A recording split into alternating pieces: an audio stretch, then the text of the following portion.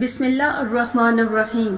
آج ہم حضرت حمزہ رضی اللہ تعالیٰ عنہ کے قبول اسلام کے بارے میں جانیں گے، تو جڑے رہیں ویڈیو کے آخر تک۔ اگر نیو ہے تو چینل کو سبسکرائب کر دیں، ویڈیو پسند آئے تو لائک کر دیں۔ ان حضرت صلی اللہ علیہ وآلہ وسلم کے چچا حضرت حمزہ رضی اللہ تعالیٰ عنہ آپ کے رضائی بھائی بھی تھے اور بنو ہاشم کے بہادر اور جرأت مند بیٹے بھی تھے۔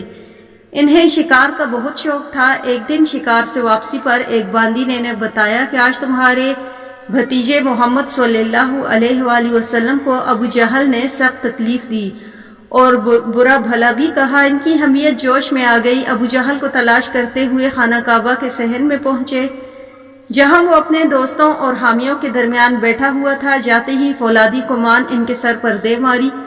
وہ لہو لہان ہوا اور کہا کہ کیا تو سمجھتا ہے کہ محمد کا کوئی محافظ نہیں؟ سن لو، میں مسلمان ہوتا ہوں۔ ابو جہل پر اس قدر ہیت طاری ہوئی کہ اس طرح خون آلودہ صحن کعبہ میں پڑا رہا اور نہ خود مزاحمت کی اور نہ ان کے دوستوں میں سے کسی نے مدافعت میں ہاتھ اٹھایا۔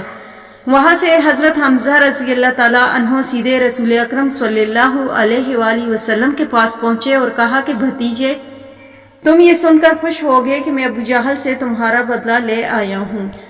آپ صلی اللہ علیہ وآلہ وسلم نے فرمایا کہ چچا، میں ایسی باتوں سے خوش نہیں ہوتا، ہاں آپ مسلمان ہو جائیں تو مجھے بڑی خوشی ہوگی۔